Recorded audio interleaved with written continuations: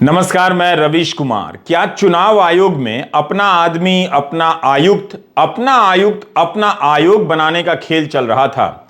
आखिर ऐसी क्या मजबूरी रही होगी कि किसी को चुनाव आयुक्त बनाने के लिए सारे फैसले बिजली की गति से लिए गए। फैसलों की रफ्तार इतनी तेज थी कि सुप्रीम कोर्ट को भी शक हो गया और अब अदालत ने मुख्य चुनाव आयुक्त की तरह चुनाव आयुक्त की नियुक्ति और हटाने का भी सिस्टम बना दिया है।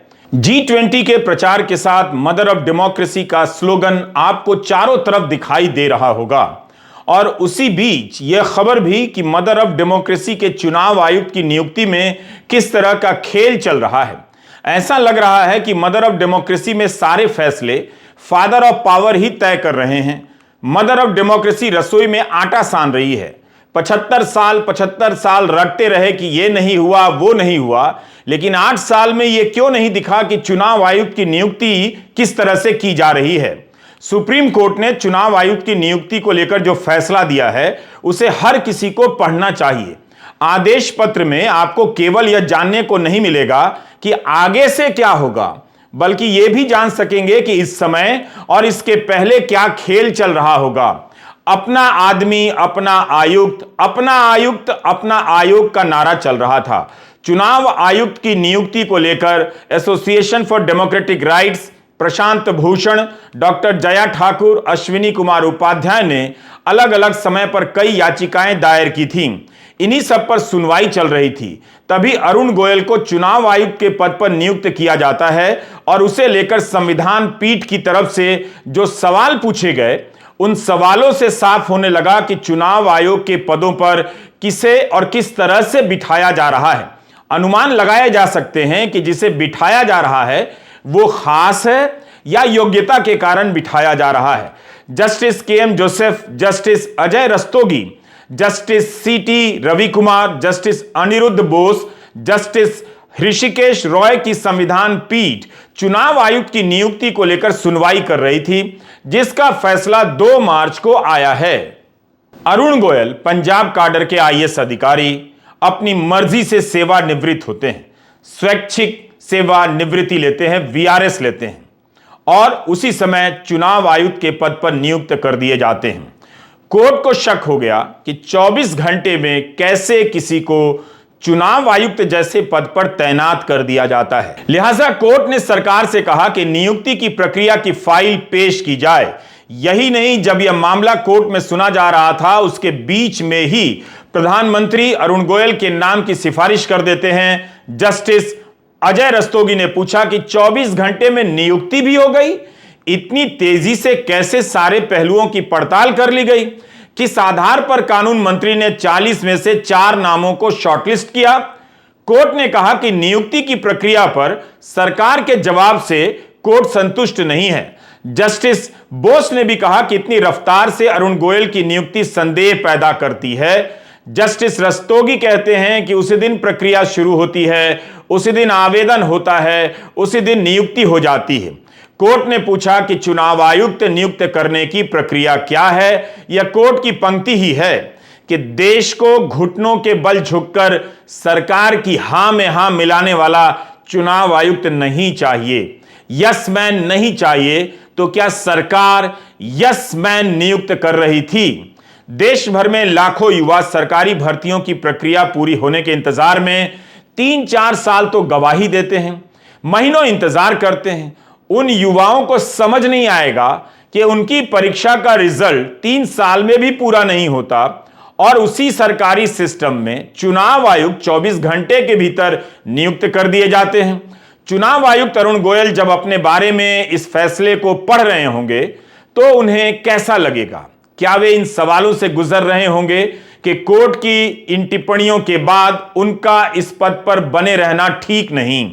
हटाने की प्रक्रिया जो भी हो, कम से कम नैतिक रूप से ठीक नहीं लगता। कोई पूछने की हिम्मत तो नहीं करेगा।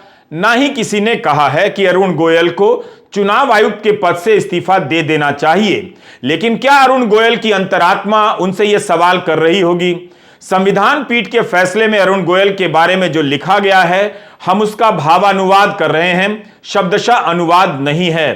संविधान पीठ के फैसले में लिखा है कि इस नियुक्ति के संदर्भ में कुछ खास चीजों को नोटिस किया जाना चाहिए। 15 मई 2022 से यह पद खाली पड़ा हुआ था। 17 नवंबर को संवैधानिक पीठ ने प्राथमिक तौर पर सुनवाई की और अगले ही दिन यानी 18 नवंबर को भी सुनवाई हुई। अंतरिम याचिका पीठ के सामने लंबित थी। तभी संबंधित अफसर की सिफारिश को कानून मंत्रालय आगे बढ़ाता है। प्रधानमंत्री अनुशंसा यानी मंजूरी देते हैं। मर्जी से रिटायर होने के आवेदन को मान लेते हैं। रिटायरमेंट के 3 महीने बाद तक कोई भी पद ना लेने की शर्तों में रियायत दे दी जाती है और राष्ट्रपति नियुक्ति के आदेश जारी कर देते हैं, नोटिफाई कर देते हैं। यह सब एक दिन में किया जाता है। इसमें कोई शक नहीं कि ऐसी नियुक्तियों पर रोक के अंतरिम आदेश नहीं थे, लेकिन उसी समय एक याचिका कोर्ट के सामने थी जिसमें मांग की गई थी कि खाली पदों को स्वतंत्र इकाई के जरिए भरा जाना चाहिए। कोर्ट की इस टिप्पणी को आप नकार नहीं सकते। ऐतिहासिक फैसले में यह हिस्सा भी ऐतिहासिक है। Father of power, mother of democracy को हाँकते हुए पकड़ लिए गए हैं। अरुण गोयल की नियुक्ति को लेकर कोर्ट की टिप्पणी कम खतरनाक नहीं, सबके कान खड़े हो जाने चाहिए, बल्कि गनीमत है कि कोर्ट ने इस खतरनाक खेल को पकड़ लिया और जनता के सामने ला दिया है। पीठ ने अपने फैसले में लिखा है कि अरुण गोयल दिसंबर 2022 में रिटायर होने वाले थे। वे मर्जी से रिटायरमेंट लेते हैं। वीआरएस 4 लोगों के पैनल में सबसे कम उम्र वाले वही थे। प्रधानमंत्री को सिफारिश भेजी जाती है कि उनकी उम्र और उनके अनुभवों को देखते हुए चुनाव आयुक्त के पद के लिए योग्य समझा जा सकता है। उसी दिन प्रधानमंत्री भी मंजूरी देते हैं। उसी दिन उनके रिटायर होने के आवेदन को भी मंजूर कर लिया जाता है। क्या अब भी आप नहीं समझे, ना समझेंगे? अरुण गोयल की नियुक्ति चुनाव आयुक्त के पद पर हो, इसके लिए 24 घंटे के भीतर कानून मंत्रालय से लेकर प्रधानमंत्री कार्यालय और राष्ट्रपति भवन कितनी फुर्ती से काम करने लगे। अदालत ने पर्याप्त तरीके से सबकी भूमिका उजागर कर दी है। ना कहते हुए भी बहुत कुछ कह दिया है। मतलब जिस दिन रिटायर होते हैं उसी दिन चुनाव आयुक्त बना दिए जाते हैं। संविधान पीठ ने लिखा है कि हमें थोड़ी हैरानी है कि अगर अफसर को आयुक्त के पद पर नियुक्त करने की जानकारी नहीं होगी तो उन्होंने 18 नवंबर को ही स्वेच्छा से सेवानिवृत्ति का आवेदन क्यों दिया? आप समझे इस खेल को? क्या यह सब संदेह के लिए पर्याप्त कारण नहीं है? क्या उन्हें पता नहीं होगा अरुण गोयल को कि चुनाव आयुक्त बनाया जाना है, इसलिए 1 महीना पहले रिटायरमेंट ले लेते हैं? कोर्ट ने यही तो पूछा है ना कि अगर ऐसी कोई जानकारी नहीं थी कि चुनाव आयुक्त बनाया जाना है तो उसी दिन सेवानिवृत्ति का आवेदन क्यों दिया? सुप्रीम कोर्ट के ऐतिहासिक फैसले में अगर कोई हिस्सा है, मैं फिर से दोहरा रहा हूं, यही हिस्सा सबसे ऐतिहासिक है। और इस आधार पर अगर यह ऐतिहासिक माना जाता है तो अरुण गोयल की नियुक्ति पर संविधान पीठ की टिप्पणी पर कोई कार्रवाई होनी चाहिए। इसलिए हमारा सवाल है कि चुनाव आयोग जब यह फैसला पढ़ रहा होगा या पढ़ेगा सबके साथ, तो चुनाव आयुक्त अरुण गोयल क्या इस फैसले से खुद को अलग कर पाएंगे? क्या इस फैसले में उनकी नियुक्ति पर पर्याप्त संदेह जाहिर नहीं कर दिया गया है? अगर सुप्रीम कोर्ट ने हैरानी या संदेह जाहिर कर दिया है तो क्या उन्हें खुद से यह पद छोड़ नहीं देना चाहिए? आप देख रहे हैं रवीश कुमार ऑफिशियल। सवाल बहुत सख्त हैं, मगर सवाल अगर हैं तो यही हैं।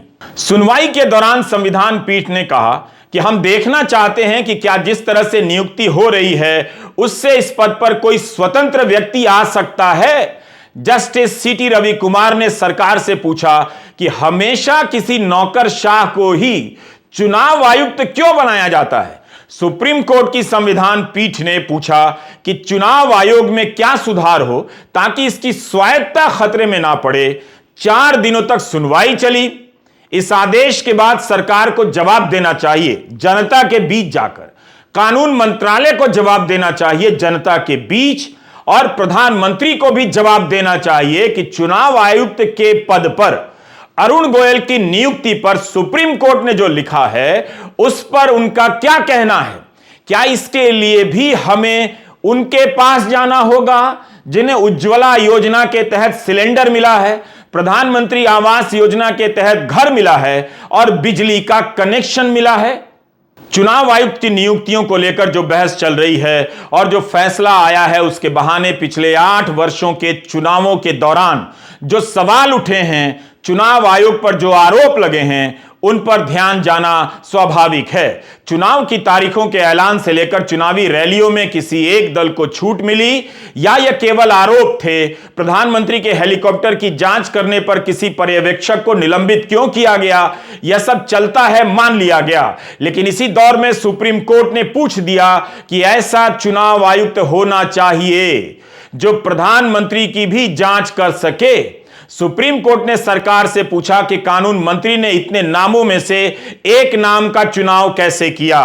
कई नामों में से 4 नाम कैसे चुने गए और 4 नामों में से एक नाम पर फैसला इतनी तेजी से, बिजली की गति से कैसे हो गया? जस्टिस जोसेफ ने कहा कि हम सरकार की प्रक्रिया से बहुत अधिक चिंतित हैं। मुख्य चुनाव आयुक्त की नियुक्ति तो चुनाव आयुक्तों में से ही होती है। अगर आप किसी को नियुक्त कर रहे हैं तो उसका कार्यकाल 6 साल का होना ही चाहिए। एक ऐसे व्यक्ति को आयुक्त के पद पर क्यों बिठाया गया जो 6 साल का कार्यकाल पूरा नहीं कर सकता है? फिर वो तो चुनाव आयुक्त नहीं बन पाएंगे। कोर्ट पूछने लगा कि किस आधार पर चुनाव आयुक्त के लिए नामों का चयन किया गया, उसमें मंत्री परिषद की सहायता और सलाह की भूमिका कैसी रही? क्या रिटायर होने वाले अधिकारियों को चुनाव आयुक्त बनाना सही है? क्या वे 6 साल का कार्यकाल पूरा कर पाएंगे? क्या यह तार्किक प्रक्रिया है? कोर्ट ने साफ साफ कहा कि नियुक्ति की जो प्रक्रिया है उसका उल्लंघन हुआ है। बिना स्वतंत्र पैनल बनाए नियुक्ति नहीं हो सकती है। कोर्ट ने अदालत में दोबारा से धारा 6 को फिर से पढ़ा भी था। एडवोकेट गोपाल शंकर नारायणन ने कहा कि आज तक केंद्र सरकार ने 6 साल के पूरे कार्यकाल के लिए किसी को भी चुनाव आयुक्त के रूप में नियुक्त नहीं किया है और वही चुनाव आयोग को दबाव में रखता है और संस्था की स्वतंत्रता को प्रभावित करता है।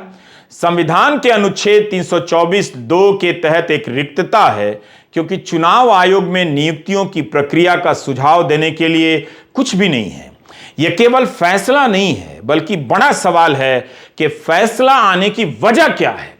आखिर अरुण गोयल को चुनाव आयुक्त बनाने का मामला इतना आगे क्यों बढ़ा? एक बात का ध्यान रखना होगा कि सुप्रीम कोर्ट में सुनवाई अरुण गोयल के कारण शुरू नहीं हुई थी, बल्कि नियुक्ति की प्रक्रिया पर सुनवाई पहले से चल रही थी। पिछले साल जब सुनवाई चल रही थी, उसी दौरान नियुक्ति हो गई। मदर ऑफ डेमोक्रेसी तो ठीक है, लेकिन इसे खतरा है तो फादर ऑफ पावर से है। लोकतंत्र की मां को सत्ताखोर पिताओं से बचाना होगा। इसके लिए आप सबको जागरूक नागरिक बनना होगा। रवीश कुमार ऑफिशियल देखना होगा। इस फैसले में इतना बड़ा संदेह जताया गया है। सरकार की कोई नैतिक जिम्मेदारी बनती है या नहीं, या कोई खेल पकड़ लिया गया है इसलिए चुप्पी है? क्या अपना आदमी, अपना आयुक्त, अपना आयुक्त, अपना आयोग का कोई खेल चल रहा था जो पकड़ा गया? राम राज्य की बात होती है, मगर संदेहों से परे राम राज्य की कल्पना आप कैसे कर सकते हैं? कम से कम इसके सिद्धांतों के खातिर ही अरुण गोयल की नियुक्ति पर सरकार को जवाब देना चाहिए और अपनी नियुक्ति को संदेह के दायरे में होने के कारण अरुण गोयल को खुद यह पद छोड़ देना चाहिए। क्या यह सवाल गलत है? सुप्रीम कोर्ट की संविधान पीठ ने आदेश दिया है कि चुनाव आयुक्तों की नियुक्ति भारत के राष्ट्रपति द्वारा प्रधानमंत्री और लोकसभा में विपक्ष के नेता या सबसे बड़े विपक्षी दल के नेता और भारत के मुख्य न्यायाधीश की एक समिति की सलाह पर की जाएगी। प्रशांत भूषण ने कहा कि विधि आयोग ने प्रधानमंत्री, विपक्ष के नेता और भारत के मुख्य न्यायाधीश को शामिल करते हुए एक चयन समिति बनाने की सिफारिश की थी। तब फिर अदालत के बताने का इंतजार क्यों किया गया? इस फैसले में नोटिस करने लायक एक खास बात है। 2014 से लोकसभा में नेता विपक्ष का पद नहीं है। कई संवैधानिक नियुक्तियों में नेता विपक्ष को भी महत्वपूर्ण माना गया है।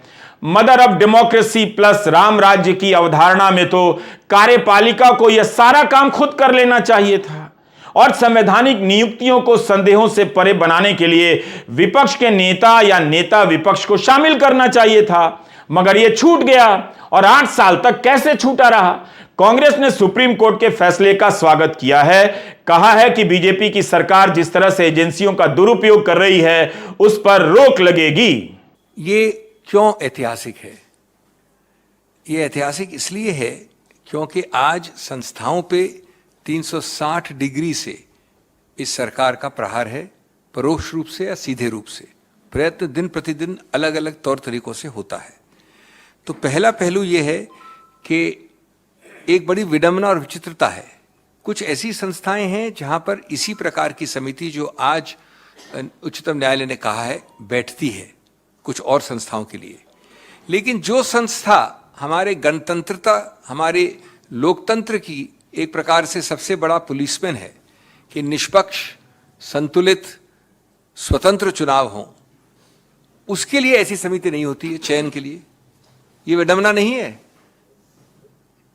दूसरा, उच्चतम न्यायालय ने कई दशकों पहले ये कहा है कि निष्पक्ष समतल जमीन पर बराबरी के लोगों के बीच में बराबरी कंडीशंस के आधार पर चुनाव होना बेसिक स्ट्रक्चर, मूल संवैधानिक ढांचे का अभिन्न हिस्सा है, और अगर आप उसका उल्लंघन करते हैं तो आप मूल ढांचे का उल्लंघन करते हैं जो संवैधानिक संशोधन द्वारा भी नहीं कर सकते। कांग्रेस नेता अभिषेक मनु सिंघवी कह रहे हैं कि जिन चुनाव आयुक्तों ने असहमति दिखाई, चुनाव आयोग में उन्हें कीमत चुकानी पड़ी।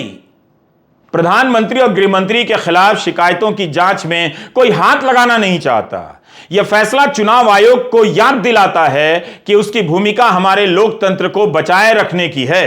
यह अभिषेक मनु सिंघवी का कहना है। सुप्रीम कोर्ट ने कहा कि चुनाव आयोग निष्पक्ष और कानूनी तरीके से कार्य करने और संविधान के प्रावधानों और न्यायालय के निर्देशों का पालन करने के लिए बाध्य है।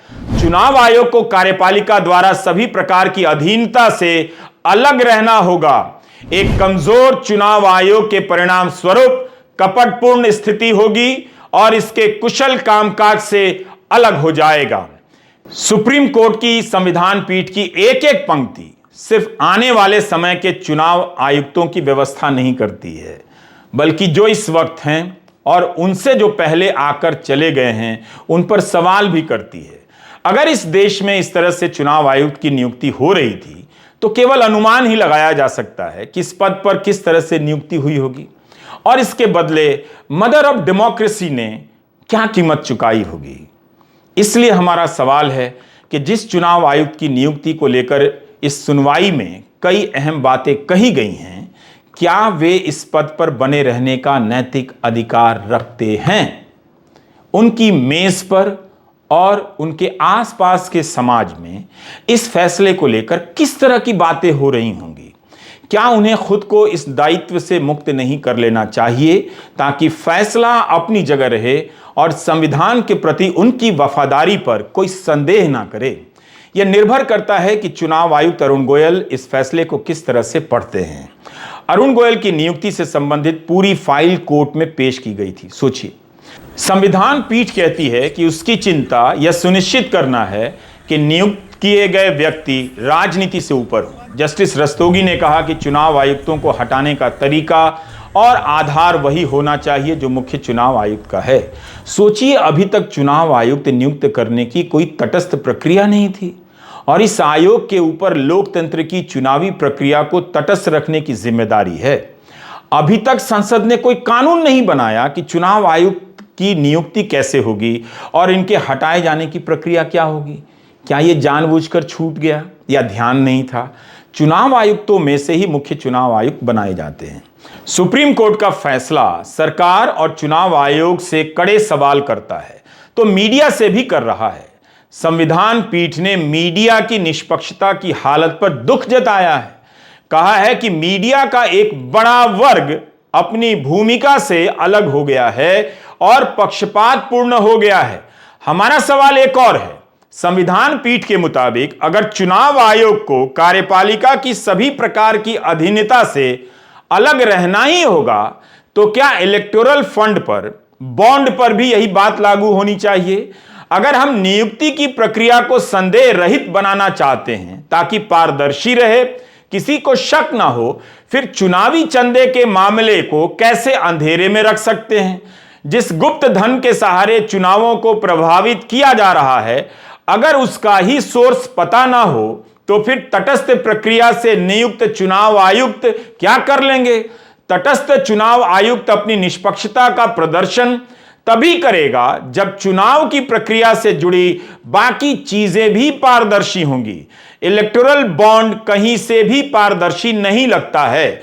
इसके जरिए अगर लोकतंत्र में विपक्ष को तोड़ दिया गया, कमजोर कर दिया गया, गला घोट दिया गया और मदर ऑफ डेमोक्रेसी को एक तरफा बना दिया गया, फादर ऑफ पावर का ही राज रह गया, तब कोर्ट से पूछा जाना चाहिए कि चुनाव आयोग अपनी निष्पक्षता को लेकर क्या करेगा, उसकी भूमिका क्या होगी। चुनाव आयोग कमजोर होगा तो परिणाम घातक होंगे। कोर्ट के शब्दों के भाव यही हैं। मगर चुनाव आयोग के साथ साथ चुनाव की पूरी प्रक्रिया अज्ञात शक्तियों के हाथ में जाती हुई नजर आ रही है। जाहिर है, चुनाव आयोग अगर अपना आयोग बन जाए, मीडिया अगर गोदी मीडिया बन जाएगा तो कीमत लोकतंत्र को चुकानी होगी। सुप्रीम कोर्ट के इस फैसले को ऐतिहासिक बताया जा रहा है। अगर यह ऐतिहासिक फैसला है तो सरकार के साथ साथ सुप्रीम कोर्ट का भी इम्तिहान लेता रहेगा। इस ऐतिहासिक फैसले की कोई भी समीक्षा या सराहना इलेक्टोरल बॉन्ड पर आने वाले फैसले के बिना नहीं हो सकती है। हमें याद रखना चाहिए कि आयुक्त की नियुक्ति पारदर्शी हो भी गई और चुनावी फंड का सिस्टम पर्दे में रहा तो आयोग सिद्धांत रूप से ही तटस्थ रहेगा, जो केवल देखने में अच्छा लगेगा। नमस्कार, मैं रवीश कुमार।